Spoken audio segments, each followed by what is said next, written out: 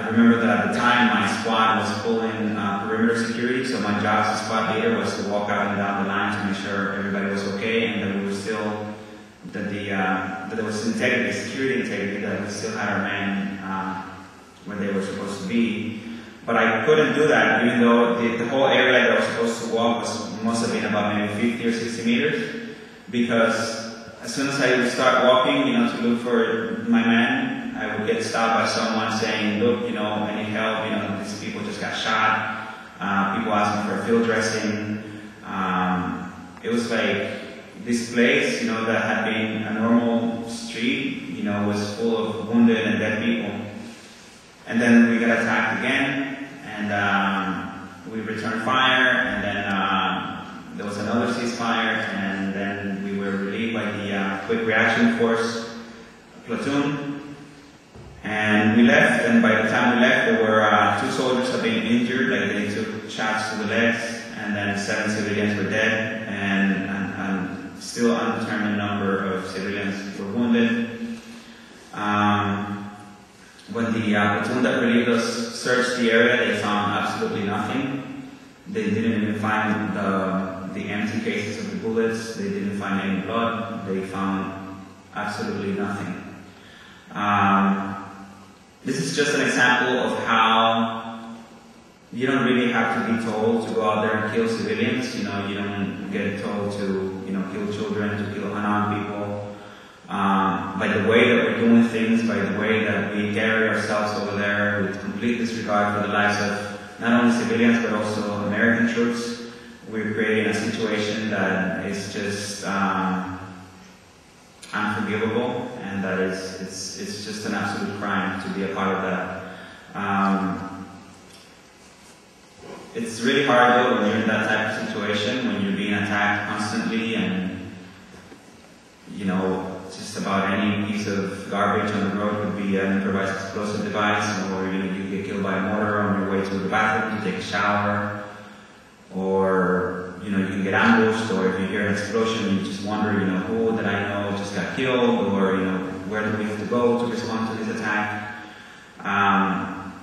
So instead of thinking about the legality or illegality of the war, instead of thinking about the immorality of killing people, you think about, where's the next attack going to come from, and how is it going to happen, and how are we going to protect ourselves from it. So the will to survive basically kicks in, and everything else gets pushed aside. And I guess people just hope that we can get it over with and come home and then put it all behind and just move on with our lives. But we can't. It's you leave the country, but you bring the war with you. And it's something that takes some time for people to realize. I remember that I was given a 2-week furlough to come home, and people began asking me questions about my service in Iraq. The first person was my stepsister. She asked me if I had ever gotten ambushed. And I remember telling her the story about when we got ambushed, and halfway through telling her the story, my voice began to break. And I realized that for the first time I was talking about this incident. Like even in Iraq, I never talked about it because it was really intense, but also because we, right after that ambush, we were attacked again, and then again, and there was like a period of close to 40 hours that we didn't sleep at all because we were under attack. So you don't really go back to thinking about what just happened. You don't think about the morality of it or whether it was right or wrong. You just concentrate on staying alive.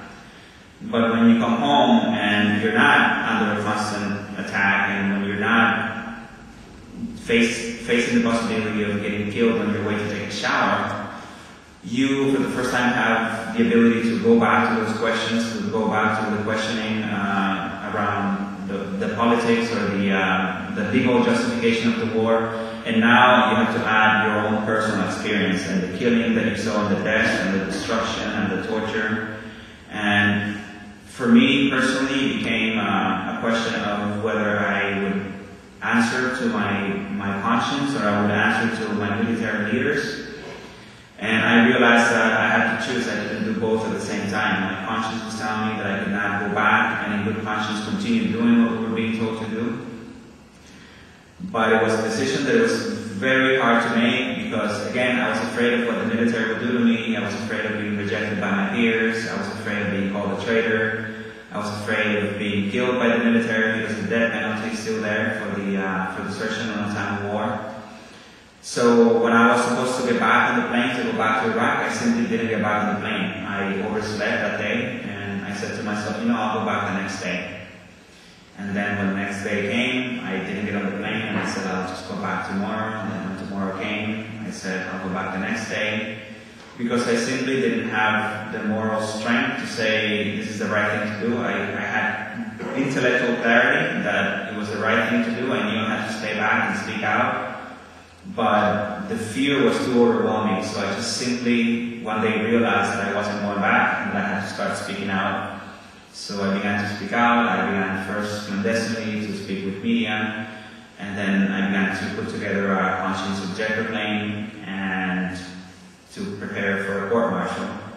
And then I went public with my opposition to the war, and I said, I served in Iraq, and this is what we're doing, and this is why I'm not going back. This war is illegal, it's criminal, it's oil-driven, and no one in the military signed to do these things, so I'm not doing it anymore.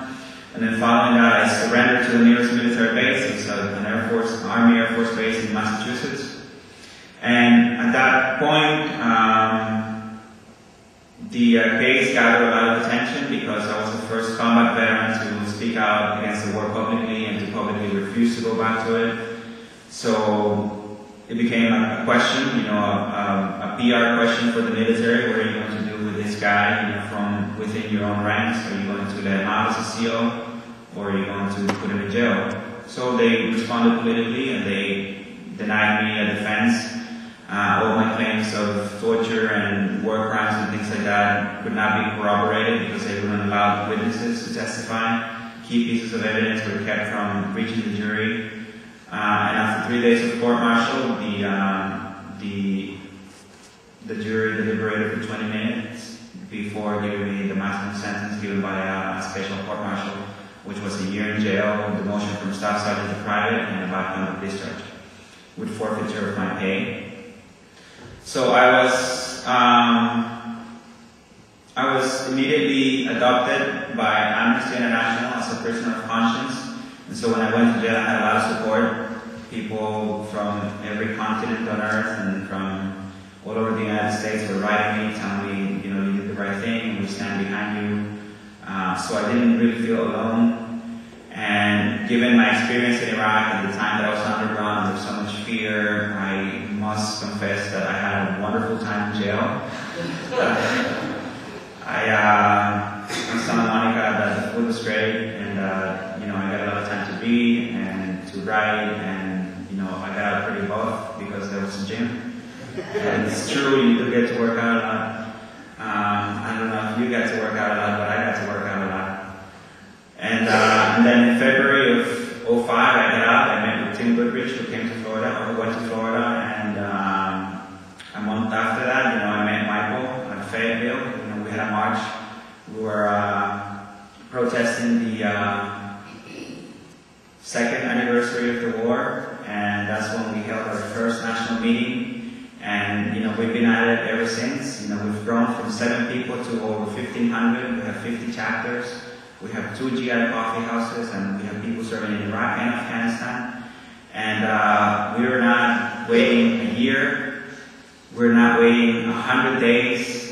We're not waiting a minute. We're going to continue organizing because we understand that change comes from the bottom up. And unless we make that change happen, no president, no politician is going to make it happen for us. The time is now, the ball is in the people's court, so let's make a move. Thank you.